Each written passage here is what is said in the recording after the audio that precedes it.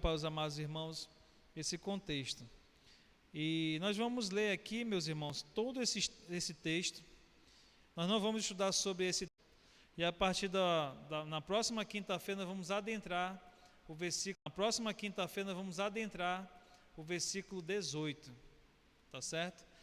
E nós vamos ter aqui uma gama de conhecimento, uma genuína instrução para nós. E é importante que os irmãos tenham esse entendimento. Então vamos ler, meus irmãos, para nós termos um panorama geral aqui dessa passagem. Romanos capítulo 1, os versos 18 até o verso 32. Amém, irmãos? Diz assim então a palavra do Senhor.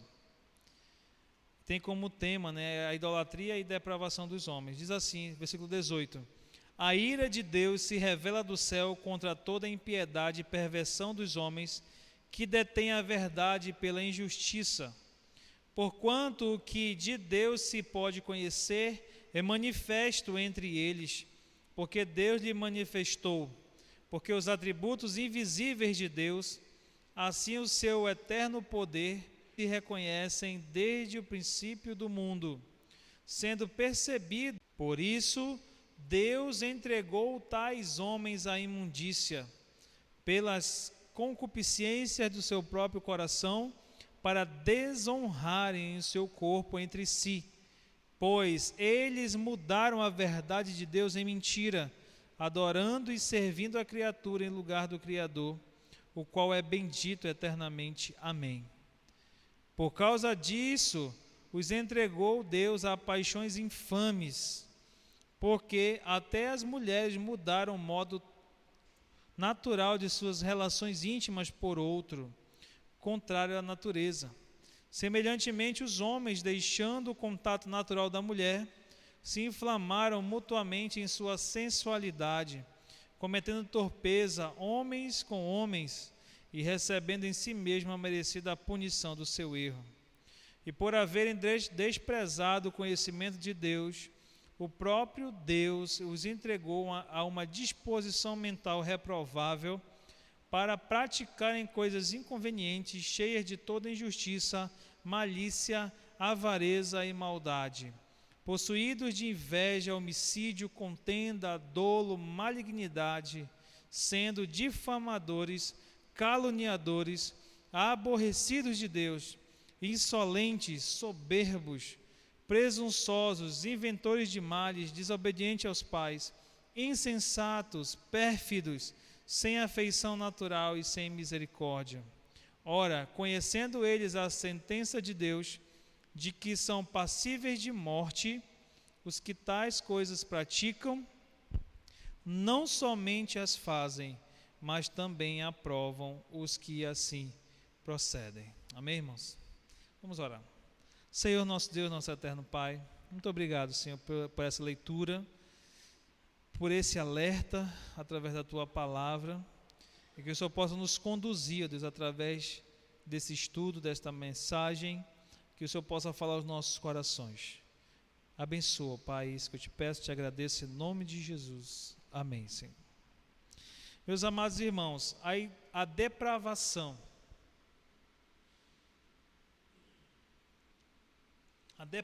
do homem.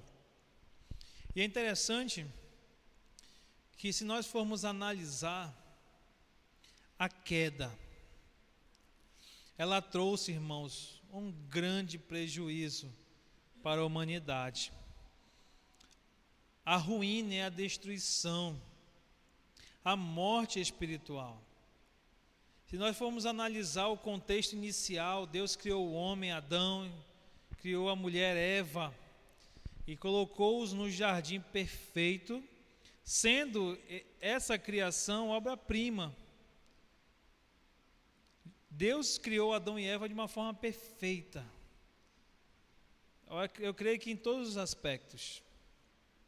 Então eles viviam ali de forma perfeita, conforme a vontade de Deus. Mas o pecado da desobediência os matou, e trouxe uma grande ruína e destruição para toda a humanidade. Romanos capítulo 5, versículo 12 vai dizer que assim como por um só homem entrou o pecado no mundo, e assim também a morte, né, passou a todos os homens. Então, nesse sentido, nós estamos fadados, irmãos, a vivermos uma vida debaixo desse jugo do pecado. E é interessante nós entendermos e buscarmos essa compreensão. O homem, ele não precisa apenas de cosméticos, irmãos, para melhorar sua aparência, mas ele precisa de ressurreição para levantar-lhe da morte. Essa é a realidade. Podemos destacar, irmãos, que o nosso problema ele não é num campo metafísico, né? No campo material. A nossa questão, irmãos, é no campo moral. Nós todos somos carne, né? Não é isso? Todos somos ossos. Nós temos a mesma estrutura. Alguns geneticamente mais beneficiados, outros menos. Mas todos nós somos da mesma essência. Agora, o que muda, irmãos, é a questão moral. E é exatamente aí que o pecado entrou. É exatamente aí que o pecado fez a maior destruição no campo moral. Então, o homem, sob a ira de Deus, ele está sob a ira de Deus. No versículo 18 a gente vê, né, a ira de Deus se revela do céu sobre toda a impiedade e perversão dos homens que detêm a verdade pela injustiça. Então, nesse sentido, o homem ele está sob a ira de Deus. Todos os homens estão debaixo da ira de Deus. Por isso, irmãos, é que precisamos de salvação. Alguém pode perguntar para você, pastor, mas a igreja fala de salvação, salvação de quê? É disso. Todos nós precisamos de salvação, porque um dia a mão de Deus vai pesar sobre cada um de nós.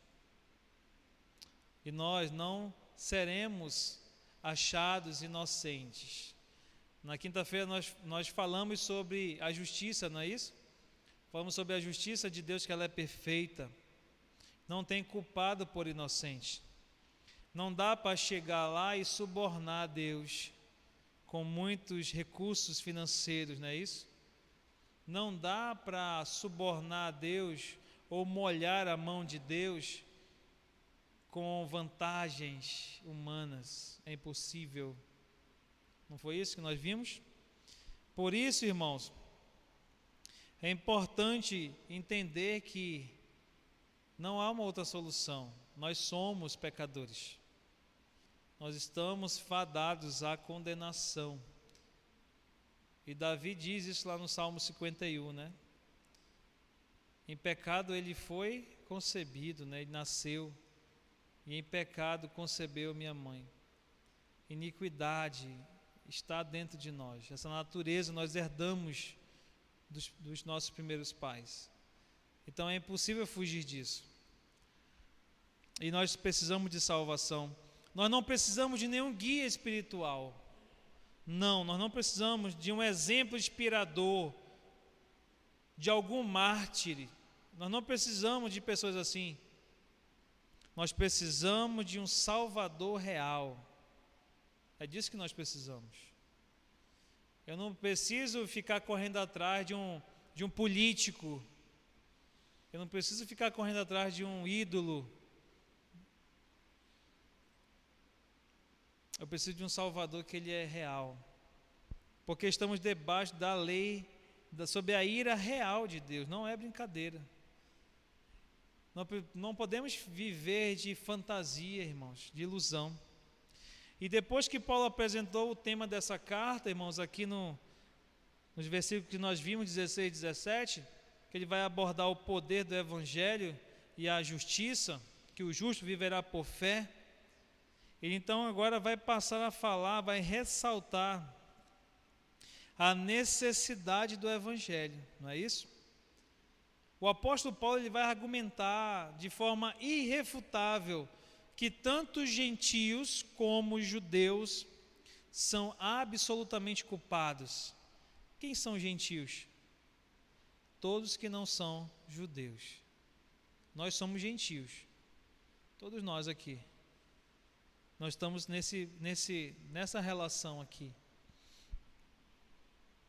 E ambos pecaram e destituídos estão da glória de Deus.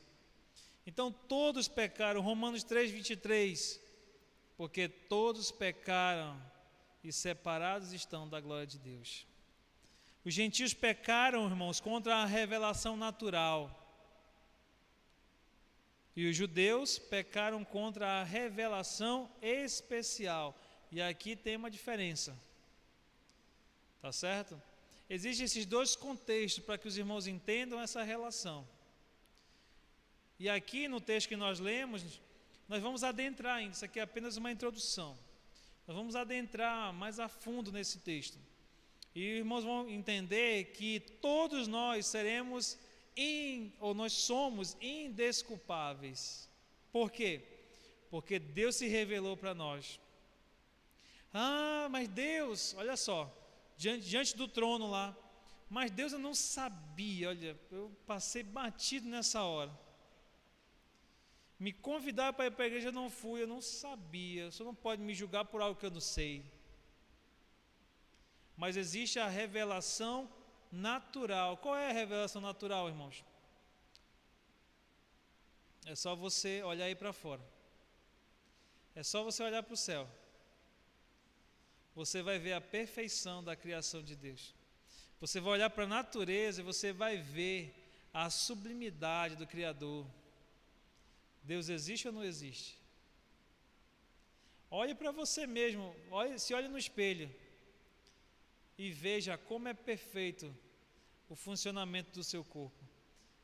E aí quando você tem algum problema de saúde, você vê qual é, né? Qual é a dificuldade, não é isso? Quando esse sistema perfeito que Deus criou, ele começa a funcionar de forma errada ou funciona mal, é um transtorno muito grande. Então, a gente vai ver a perfeição de Deus em tudo. Eu acho interessante, pegando esse ponto da revelação comum e natural, não dá, irmãos, não dá para a gente dizer literalmente que não existe Deus. Até para o ateu. Se eu olhar para cima, não dá para crer na teoria do Big Bang. Não dá, na prática, não dá para acreditar. Não é verdade? Como é que uma grande explosão trazendo caos vai fazer esse sistema tão perfeito? 24 horas do dia, 365 dias no ano, 4 estações, dia e noite, tudo regulando de forma fantástica. E para o humano, para o ser humano, para o homem sem fé, isso aí funciona pelas leis do acaso. E eu vi um texto uma vez que dizia assim: tem que ter mais fé para crer nessa teoria do Big Bang do que em Deus. Porque não dá para acreditar, irmãos. Pela lógica humana não dá. É mais fácil acreditar que Deus, com o seu poder grandioso, fez isso aqui. E não só fez isso, Ele sustenta também. Não é que Ele fez e largou aí, não. Ele sustenta. Ele é que nos ampara. Então é interessante entender isso. E essa é a revelação natural. Qual é a revelação especial, irmãos? Ela está dizendo, né? Especial. É Jesus. Jesus Cristo. Hebreus vai dizer que Deus falava aos pais pelos profetas, né? E falava de muitas outras maneiras, mas hoje fala através do Filho. Está falando através do Filho hoje. Então, nós precisamos compreender. Os judeus rejeitaram essa revelação especial. Eles não acreditaram. E até hoje eles não creem no Messias, Jesus de Nazaré, Jesus Cristo. E muitos ao nosso redor hoje, gentios, não creem em Deus. Então eles desperdiçaram, eles pecaram contra essas revelações. Ambos precisam de igual forma ser salvos, e ambos só podem ser salvos pela fé em Jesus Cristo. Esse texto aqui, irmãos, ele não é apenas uma radiografia da sociedade gentílica dos dias de Paulo. A gente fez a leitura aqui, os irmãos viram aí, né? Deu para ter uma noção dessa sociedade, é a sociedade romana do primeiro século.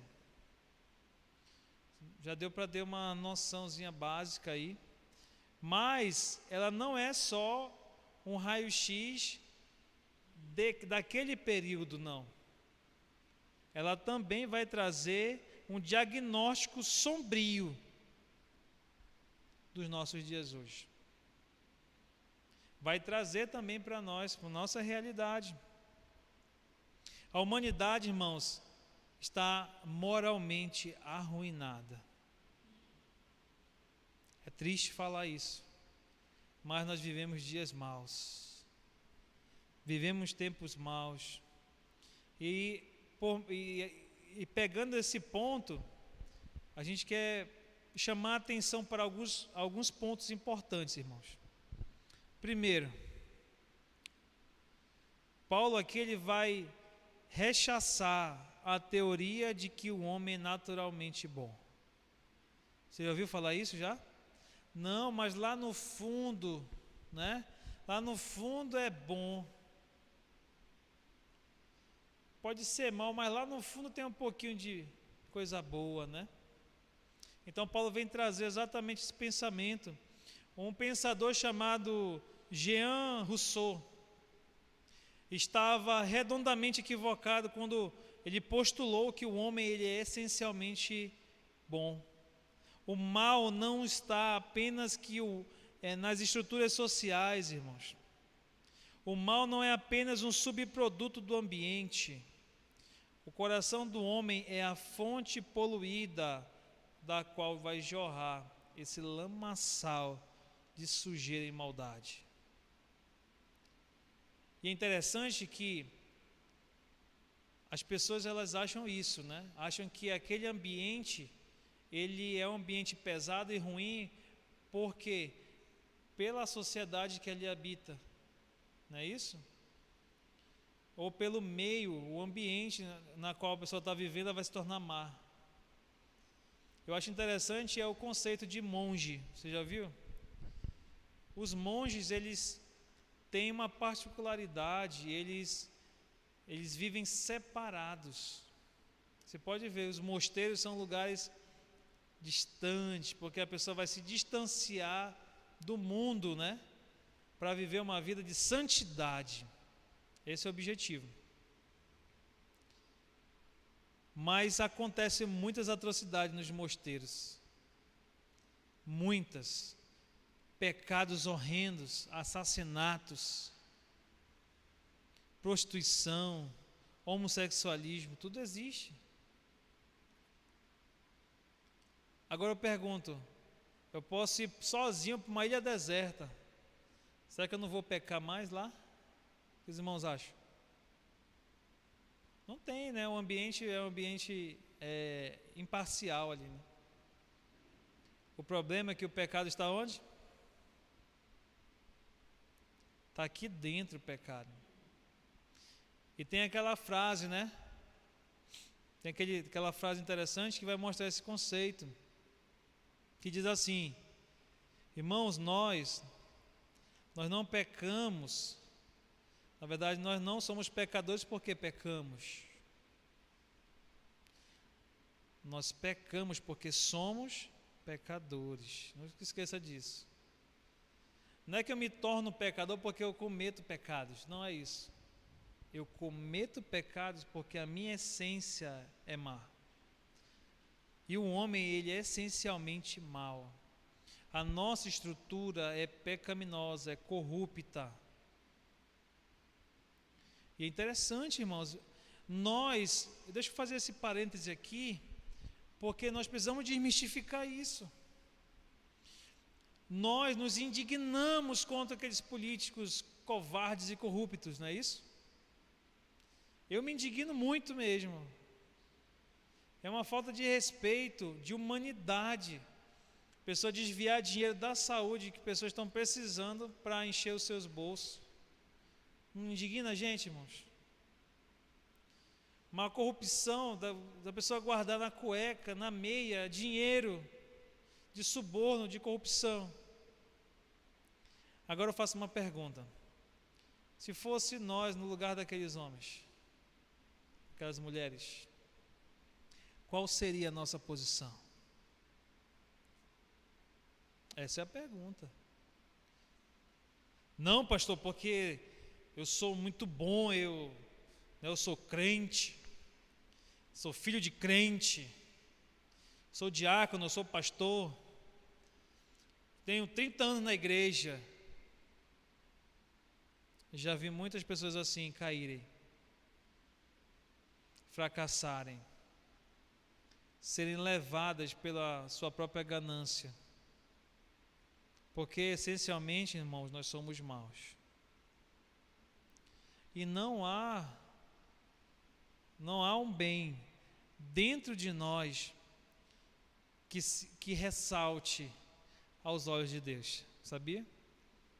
Aí você pode dizer, mas pastor, não tem tanta gente boa aí. Não é verdade, irmãos? Tem tanta gente que faz caridade, que ajuda os outros, tem um coração bom. E realmente tem. Pessoas que não são nem crentes, mas têm um coração bom, têm aquela alma bondosa. Não é isso? Tem sim, irmãos. Mas isso é momentos isso daí. Tem pessoas que têm uma bondade dentro de si, que é um resquício daquilo que nós fomos um dia. Nós temos um pouco de santidade dentro de nós, que ainda é um resquício da perfeição que tínhamos lá no passado. Nós não amamos, você não ama? Esse amor, ele não é perfeito, não é verdade? Nós não amamos de forma perfeita, nós falhamos muitas das vezes. Por quê? Porque é um amor, é apenas um reflexo, né? É apenas uma sombra daquilo que realmente nós éramos. Nós perdemos isso, irmãos, com a queda, com o pecado. Nós perdemos esses atributos e ainda temos parte desses atributos, mas é algo que passa bem longe, né? O que está mais evidente na nossa vida é a maldade. A maldade que é essencial do ser humano. Já falei aqui algumas vezes, é interessante que o ser humano, ele é insatisfeito por natureza. Ele é insatisfeito por natureza. Ele é pessimista por natureza. Por que existe muitos livros de autoajuda? Por que existe muito material de motivação na internet? Porque existe muito coaching aí ajudando pessoas a recuperarem a autoestima e tudo mais. Porque o ser humano, o estado natural dele é a insatisfação, o estado dele natural é a tristeza, o estado natural do ser humano é ser mal. O que vai fazer a diferença? Para aquele que aceitou Cristo em seu coração, para aquele que tem o Espírito Santo, irmãos, aí sim, nós vamos ter uma vertente trabalhando dentro de nós, que é o próprio Espírito Santo, que vai nos motivar a buscar fazer aquilo que é certo. Nós estamos aqui, irmãos, por essa motivação. Você que está assistindo aí, você está assistindo por causa dessa motivação. Porque se fosse esperar só pela sua carne, você não estaria aqui, você não estaria assistindo esse vídeo. Essa é a realidade. Essencialmente nós somos maus. O mundo, ele é mau, ele é corrupto, o coração do homem. E é interessante que em Mateus vai dizer que do coração do homem vai fluir o quê? Homicídios, né? Prostituição, egoísmo, tudo que é de ruim vai fluir do coração. Jeremias vai dizer que enganoso é o coração e desesperadamente corrupto, não é isso? Então nós vamos ver que dentro de nós, irmãos, existe uma natureza má. Nós precisamos compreender isso. Não dá para ficar tampando o sol com a peneira. Nós precisamos compreender isso e aceitar, primeiramente. Segundo, Paulo ele vai rejeitar aqui, irmãos, a ideia de que o maior problema do ser humano é a falta de conhecimento. Nesse texto aqui, ele vai mostrar que não é a falta de conhecimento o maior problema do ser humano. O problema do homem não é a ignorância da verdade de Deus, mas o maior problema dele é abafar e sufocar essa verdade. O conhecimento, irmãos, a Bíblia está aqui, ó.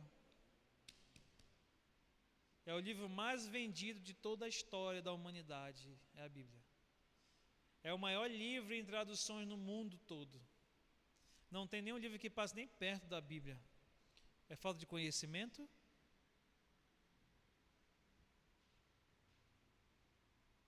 Agora o que falta, irmãos?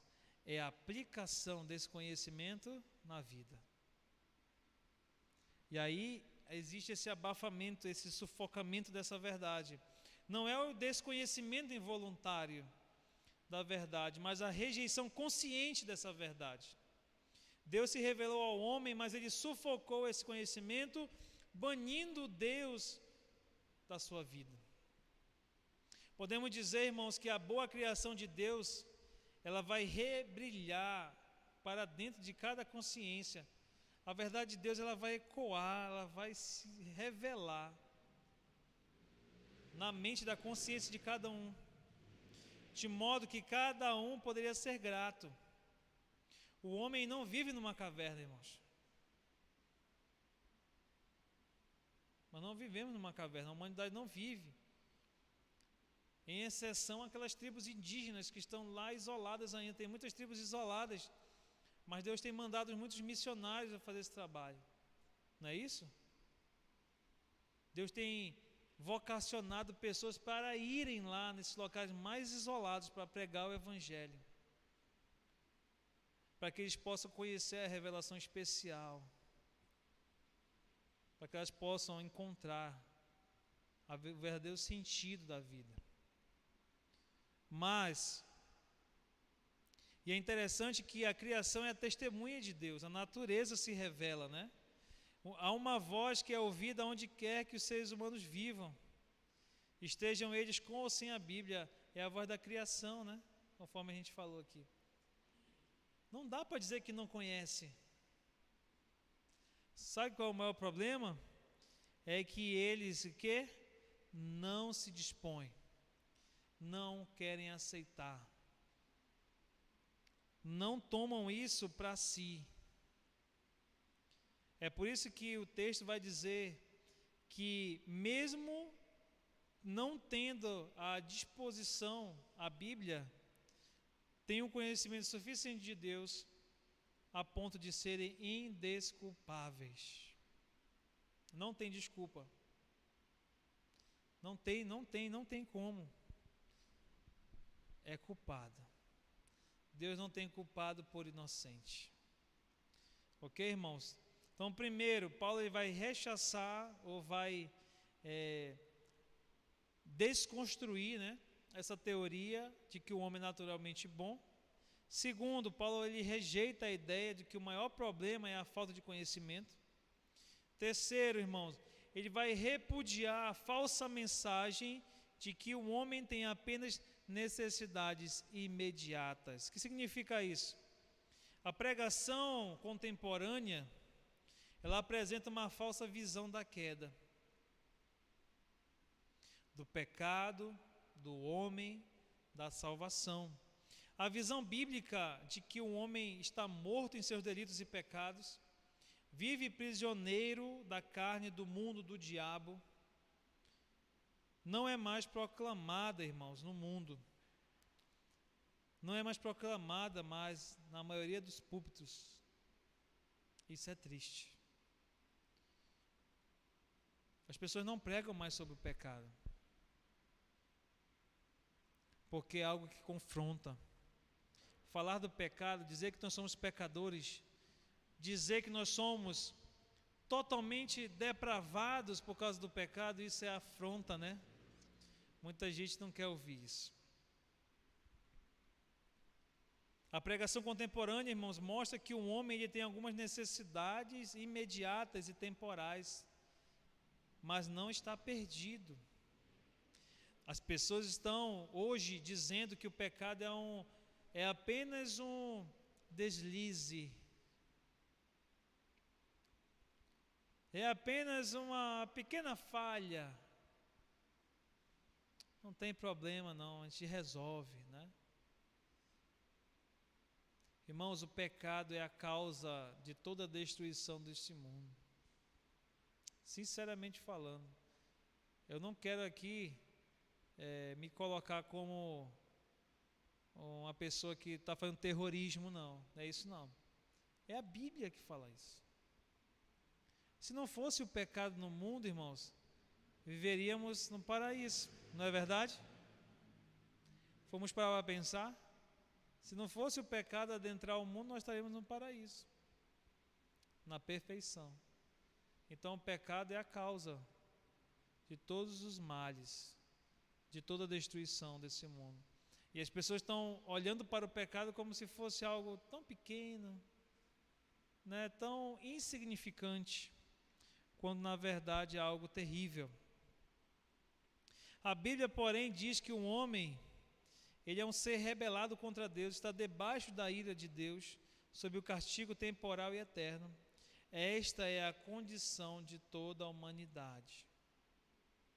Toda a humanidade está debaixo dessa condenação, da ira de Deus.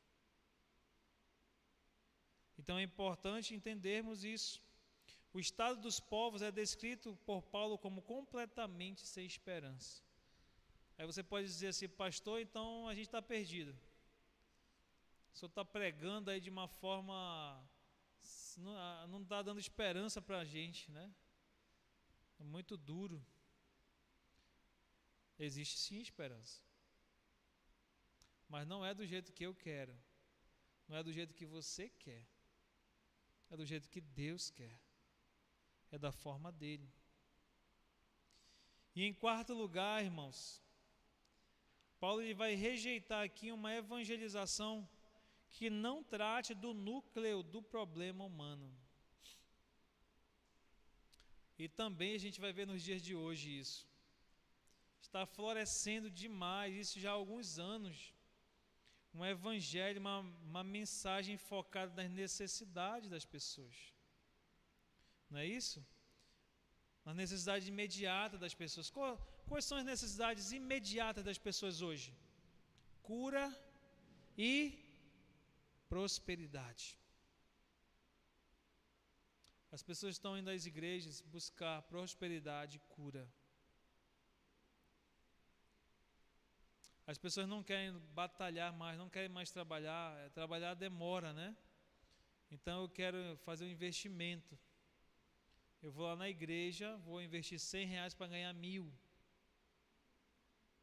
Fiquei doente, vou na igreja que eu vou ser curado. Essa é a necessidade do ser humano, do homem do século 21. Situações imediatas. Não querem trabalhar, não querem se policiar, não querem planejar suas finanças, né? Não querem se prevenir das doenças, né? Não querem fazer os exames preventivos, precoces. Não quer. Quer que Deus cure. Quer que Deus prospere. Mas não quer fazer a sua parte. Irmãos, os irmãos podem reparar, podem perceber que isso muitas das vezes é consequência do ser humano. E isso é por causa da natureza do ser humano. E aí a gente diz que nós somos a geração do fast food, né? Você paga aqui, recebe aqui, já comeu já. Nós estamos acostumados a isso. Coisas imediatas, papo, já foi. Senti uma dor de cabeça, pô, vou lá na igreja. Que dia é hoje? Hoje é dia da cura. Vou lá, vou ser curado. Voltei para casa, estou bem. Rapaz, você olha, pô, estou precisando de dinheiro. Qual dia é hoje? Hoje é o dia dos empresários lá. Eu vou lá, vou lá que vou fazer um investimento que eu estou querendo. Você vai lá. Qual é a necessidade do ser humano? É essa. Nós sabemos que a nossa necessidade como seres humanos é essa. É alimentação, né? É roupas, é um teto para a gente ficar debaixo. Necessidades básicas. Todos nós queremos isso. Quem que não quer um dinheirinho a mais? Todos nós queremos. Quem quer uma condição melhor de vida? Todos nós queremos. O problema é que isso está se tornando algo prioritário. E aí Paulo está trazendo exatamente isso. Ele rejeita esse tipo de evangelização, que busca exatamente isso, que trata do núcleo do problema do ser humano de forma errada. Os púlpitos estão massageando o ego dos pecadores.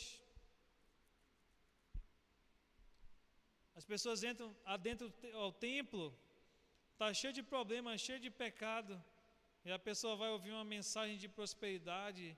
Eu vou dizer, não, você é um vencedor, está repreendido em nome de Jesus, tudo isso aí. Toda doença, vai acabar hoje essas doenças, o teu problema financeiro vai acabar hoje, amanhã você vai conseguir alcançar teus objetivos. Como eu até falei aqui, um certo culto, certo estudo, que eu vi no programa de televisão, pega aqui a toalhinha e passa lá na maçaneta do banco que vai ser sanado tuas dívidas no banco. Quem não quer isso aí, irmãos? Quem não está cheio de dívida e quer que essas dívidas desapareçam? Todos nós queremos. Mas não é dessa forma. Não é assim que funciona. Mas o ser humano quer que seja. E aí os púlpitos estão fazendo isso. As pessoas aproveitadoras estão pegando exatamente essa vontade, esse desejo, estão o quê? Se aproveitando. São lobos vorazes que Paulo fala. São lobos vorazes que vão entrar e vão devorar, e vão maltratar, vão matar todo o rebanho. E é exatamente isso, irmãos. A estrutura da psicologia de autoajuda, isso porque perdemos a consciência do estado de rebeldia contra Deus em que o homem se encontra. Com isso, a igreja perde o fervor missionário e passa a pregar apenas algo sem sentido, sem tocar no âmago do problema humano, que é o pecado. E aí estamos interessados em algo pessoal, e aí a gente não tem mais critérios. A gente pode entrar, não importa, traga aqui a sua oferta, venha, entre aqui, e a gente só quer isso. As pessoas só querem isso. Entram secas e saem vazias, sem nada, sem entendimento. Interpretando a passagem aqui, irmãos, podemos citar aqui 4 estágios do mundo gentil culpado diante de Deus, para finalizar. Primeiro, a inteligência, né? Aí do versículo 18 ao 20, você vai ver isso. A ignorância, do 21 ao 23, do texto que nós lemos. A imoralidade, dos versos 24 a 27. A impenitência, dos versos 28 a 32. Então nós vamos abordar exatamente essas subdivisões na próxima quinta-feira. Nós vamos falar sobre a revelação, a rejeição e a retribuição, pegando exatamente esses pontos dessa passagem aí. E eu peço que, se você tiver a oportunidade, que leia essa semana esse texto. Se for possível, leia todos os dias essa passagem, do 18 ao 32. E medite. Busque o entendimento. E quando nós formos estudar aqui, com certeza Deus vai dar um esclarecimento bem maior. E é interessante, irmãos, porque essa passagem foi escrita há quase 2000 anos atrás.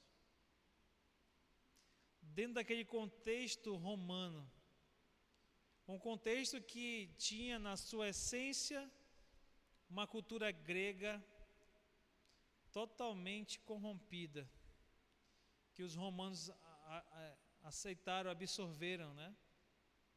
Eles viviam, irmãos, uma degradação moral terrível naquele período. Só para os irmãos terem ideia, em Éfeso existia o templo à deusa Diana, Diana dos Efésios. E existiam lá cultos de orgias sexuais ao público, para que todo mundo pudesse ver. Existiam lá as servas cultuais, era um harém de prostituição. Era um total cenário de devassidão. O homossexualismo imperava. E é interessante que a gente acha que não, né? Mas isso acontecia naquele contexto. Uma degradação moral terrível. E eu digo para os irmãos com muito pesar, não muito diferente do que nós vemos hoje. Eu estava assistindo um jornal, uma reportagem, e era uma parada gay. E a repórter estava aqui conversando com uma pessoa, né, fazendo uma entrevista, e atrás deles estavam uma roda, eu acho que tinha mais de 30 homossexuais, assim, perto de uma árvore, naquela gritaria, né, fazendo aquela baderna, até atrapalhou a reportagem. Na hora chegou a polícia, e aí eles se apartaram, correram assim para todos os lados. Quando a câmera focou assim, né, irmãos, tinha vários preservativos jogados assim, sabe? Usados. Isso em praça pública. Não faz muito tempo isso. Não sei quem viu essa reportagem aí. Eu fiquei assim horrorizado com aquilo, porque era de dia isso, não é nem de noite, era de dia. Aquela bagunça, aquela imoralidade, sabe, ali à vista de todos. Irmãos, estamos vivendo dias maus. Nós precisamos buscar a Deus. Precisamos compreender essa revelação divina. E precisamos fazer a nossa parte. Precisamos pregar o Evangelho, precisamos levar esse Evangelho a todos.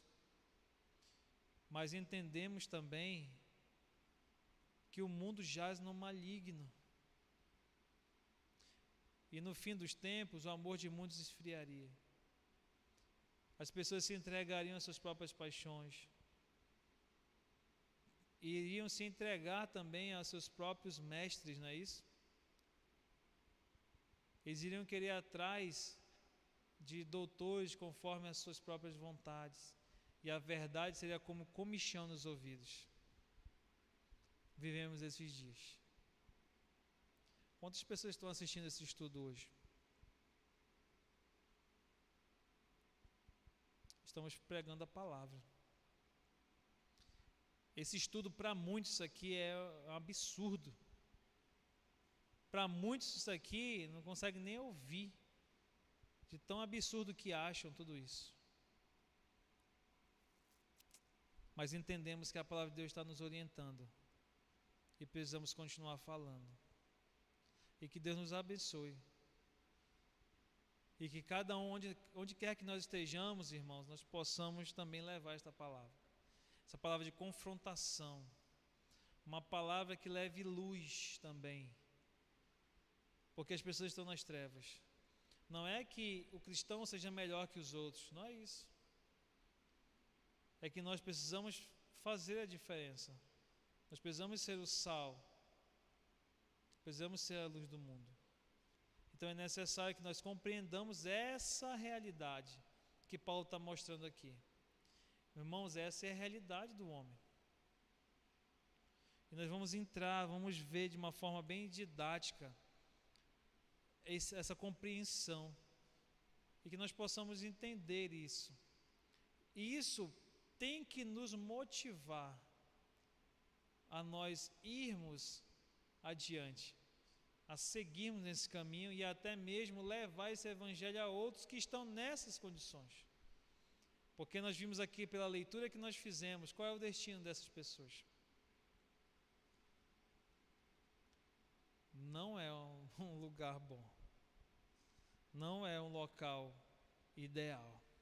Amém, meus irmãos? Que Deus nos abençoe, que Deus aplique